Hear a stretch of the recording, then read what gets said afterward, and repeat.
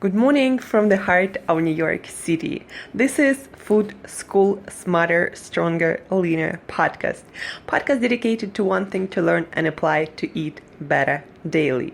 I'm your host, Angela Shurina from Create Yourself That Today, your personal nutritionist, your personal health and wellness coach, your fellow biohacker, your personal fat loss guru, and just someone with a lot of passion for healthy eating, nutrition, healthy, delicious food, eating your best to look your best, feel your best, and perform your best on all levels.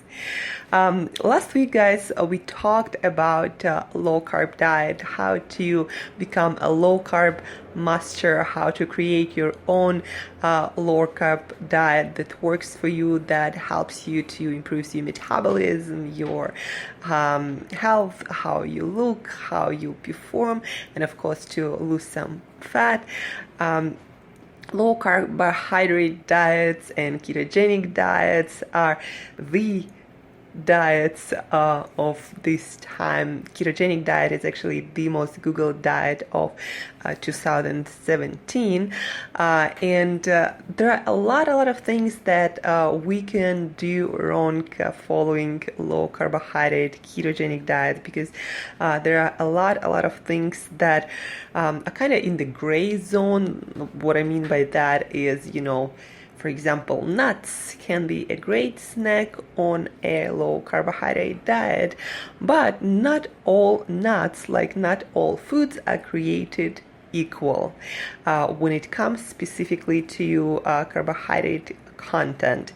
So today we are going to be talking about low carbohydrate nuts, snacks, fruits and veggies, so at least you have some basic understanding of how many carbs you're getting from those often eaten on low carbohydrate diet or on any kind of healthy diet where you want to have a healthy metabolism and you want to look your best and feel your best. So basically, after this episode, you're gonna know how many carbohydrates you have in the most popular nuts, veggies, fruits, and some snacks also. So let's start with nuts. A lot of you guys might think that all nuts are kind of the same, have the same amount of carbohydrates, and are good for snacking on a low carbohydrate diet, but it's not truth actually. So let's dig a little bit deeper. For example, pecan, macadamia nuts, Brazil nuts, per 100 grams, that is approximately 3.5 ounces, have 4-5 net grams of carbs per 100 grams. Net carbs meaning total carbs minus indigestible fiber that actually slows down the absorption of other carbs, keeps you full, but also that fiber gets through your system indigested, or digested. Part of it is digested by our gut microbiome that produces different metabolites and basically different beneficial compounds for our health. But let's set that aside. So the best low carbohydrate nuts are pecan, macadamia, and Brazil, having 4 to 5 net carbohydrates. The next best low carbohydrate nuts are hazelnuts, walnuts, and peanuts that are not actually peanut nuts but legumes. They have 7 net grams of carbohydrates per 100 grams. The next best thing are almonds and pine nuts that are already pretty not high, it's still low carbohydrate food, but has twice the amount of carbohydrates, net carbohydrates per 100 grams than, for example, pecan, macadamia, and Brazil nuts. So almonds and pine nuts have 9-10 net carbohydrates per 100 grams. And then you get pistachios that have 18 grams of carbs. And then you get, guess what? Cashews with whopping 27 net grams of carbohydrates per 100 grams. So basically, a third of calories in cashews are from carbohydrates that your body digests, plus the fiber. That's why probably a lot of you guys actually love cashews, but also you might notice, especially if you're on a ketogenic diet, that after eating a lot of cashews, you're not really in ketosis and you're not feeling that great, and it's much easier to overeat cashews. In fact, a lot of people, myself included, find cashews are almost impossible to stop eating once you start this bag. That's why, when I need to get really lean, really cut, it's no cashew policies. Cashew is like candy in the nut world. So the least amount of carbohydrates you're gonna get from pecans, macadamia, and Brazil nuts, and the most from cashews and pistachios. The rest of the nut kingdom being somewhere in between. So be aware, eat your nuts responsibly. Then let's get to low carbohydrate vegetables. What are the most low carb vegetables? Some people think then, on keto diet especially, or low carbohydrate diet, you can eat those vegetables unlimited. But yes, you can eat quite a lot of them. It's very hard to overeat them because even 100 grams usually occupy a lot of volume. Plus, those vegetables have usually a lot of water, a lot of fiber, so it's hard to overeat them. But still, especially if you're on keto and you're trying to hit a certain number of carbohydrates, make sure you count those vegetables too. So again, we're gonna count net carbohydrates without fiber per 100 gram of vegetable. So spinach, one of my favorite vegetables, toasted with olive oil, has 1 gram of net carbs, the lowest carbohydrate vegetable out there. Then avocado and lettuce and asparagus have only 2 grams of net carbohydrates. The next ones are olives, tomatoes, eggplants, zucchinis, cucumbers, cabbages. The next one with 4 grams of net carbohydrates are broccoli, kale, green beans, and then a little bit higher on the spectrum are Brussels sprouts and bell peppers with 5 grams of net carbohydrates per 100 grams. So again, spinach is the lowest, lettuce and avocado and asparagus are very close, and then you get your olives and cucumbers and eggplants, broccoli, kale, green beans, 4 grams of net carbohydrates, and then you get your Brussels sprouts. And then things like carrot, for example, have 7 grams of carbohydrates. Then go onion and beetroot and celery,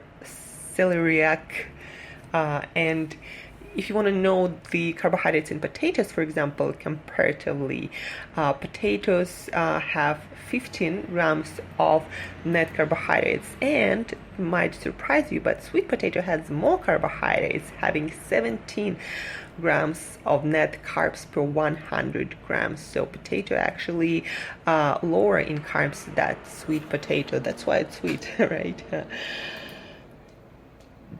Just to satisfy your curiosity.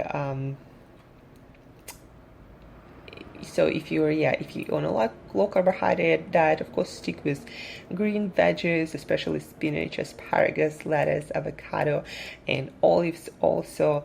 But then of course eat your kale, your broccoli, and Brussels sprouts and other cabbages.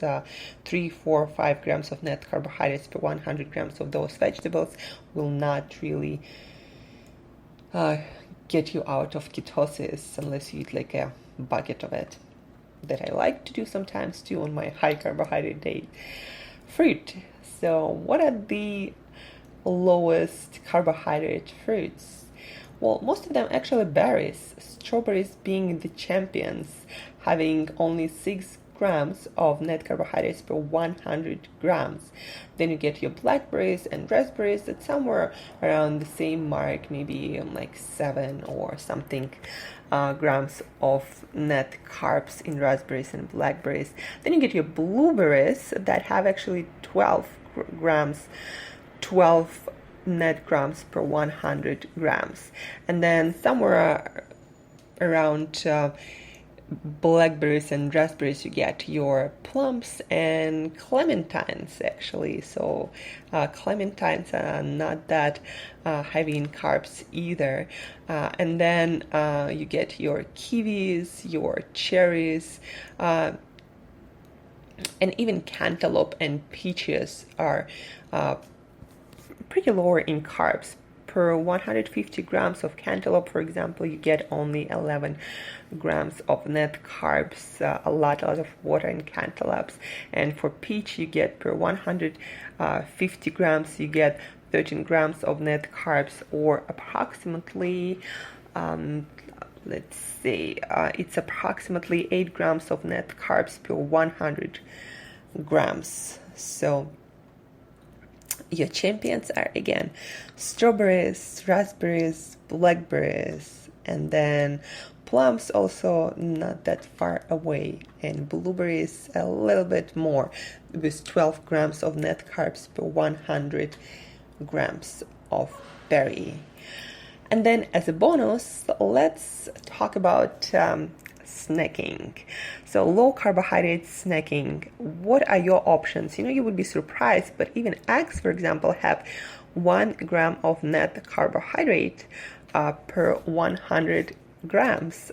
So even if I don't know if somebody's up for eating a bucket of eggs, but even eggs have net carbohydrates, 1 gram of net carbohydrates per 100 gram. Cheeses, I'm not a fan of a lot of cheeses because it's a lot of saturated fat from milk, from dairy products, and none of us tolerate dairy that well, and in this country, in US, dairy is of a poor quality. So if you gotta eat your cheese, eat European cheese, eat goat and sheep cheese like feta, like pecorino. But anyway, per 100 gram of cheese you have only 2 grams of carbohydrates usually. So because usually on cheese they put those really tiny servings amount, they put either the 0 carbs or point something carbs. But if you take 100 grams of cheese, a lot of people think that cheese, like unlimited product, then you get 2 grams of carbs. That of course is not a lot, it's really tiny amount, but still counts at the end of the day. Then you have your cold cuts. If if they're of a good quality, you can eat some, of course, regularly. I don't eat any, but cold cuts, 2 grams of carbohydrates per 100 grams. But different products have different amount. And then you get your avocado, of course, with 2 grams of net carbs, and then you get your olives with 3 grams of net carbs, and then you get your nuts, starting with 4 grams for pecan, Brazil, and macadamia nuts. And I'd stay away from cashews that are candies in the nut world, with 27 grams of carbohydrates per 100 grams. So it can easily get you out of ketosis and screw up your low carbohydrate diets. If you eat a pound of cashews, so that 27 grams of carbs is going to end up being 150 grams almost. So be aware and eat your carbs responsibly. I'm going to post a link in the show notes for this podcast for all these net carbohydrates amounts and the best low carbohydrate nuts, veggies, fruits, and snacks. And there's going to be some other resources when you go and follow the link that I post in the show notes. I got all these cool information presented in a graphic way from dietdoctor.com. Cool website. There are also recipes, so I really loved it.